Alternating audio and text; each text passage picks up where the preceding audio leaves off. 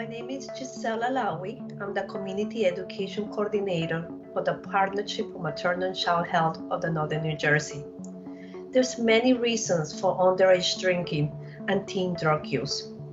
One of the many important factors to consider is family history of addiction.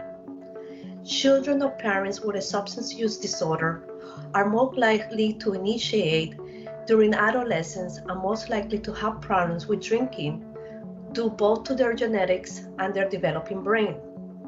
In the human brain, it's most likely developed until mid-adulthood. We're talking about 25 years old or older. Other environmental factors to consider that can put a teen at risk is parental attitude and behavior around drinking or drugging, and is associated with adolescent use. Popular culture. Increased advertising on television and social media can significantly impact as well the decision of the youth to drink or use drugs. Teens by nature are continuing to be evolving and are curious, impulsive, and more vulnerable to make wrong decisions. Other things to consider is teens' temperament can also put them at risk for use if protective factors are not put in place. A rebellious teen or even a shy teen may self-medicate their emotions to cope with inadequate feelings and avoid painful realities.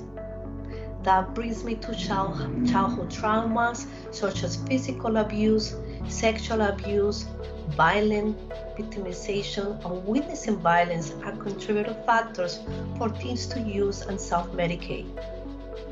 Other issues to also consider include having a child with attention deficit disorders, conduct disorders, impulse control disorders, experiencing depression, insomnia, insufficient sleep, anxiety, chronic or intermediate pain, or having poor social skills increases the chance for adolescents to use to cope with both how they feel, both mentally and physically.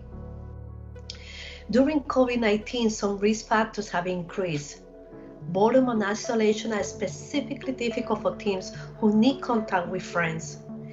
Even with recent limited opening, there's still need for face masking and social distancing, which increases both stress and levels of anxiety. Many teens have been homebound and isolated from friends.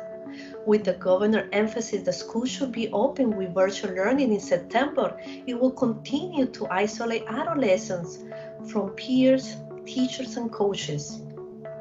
Also during COVID-19, we also noticed that teens are getting misinformation. They get information from unreliable sources that for example, that they have learned that alcohol can prevent getting COVID-19 or that marijuana can kill the virus. We know this because of the increase that we have seen in kids drinking during this time. We know that alcohol and drugs can increase the chances of contracting the virus by compromising the immune system. During the pandemic, also one of the things we noticed was the increase of overdose deaths during this time. Parents, it's important to have an open dialogue with the teens and let them know clearly what are your expectations at home about underage drinking and drug use. Keeping alcohol and drugs secure, knowing your teens' friends and being involved in their lives are all important factors to prevent initiation, use, and misuse of substances. Prevention is a better choice than to deal with a loved one suffering from drugs and alcohol.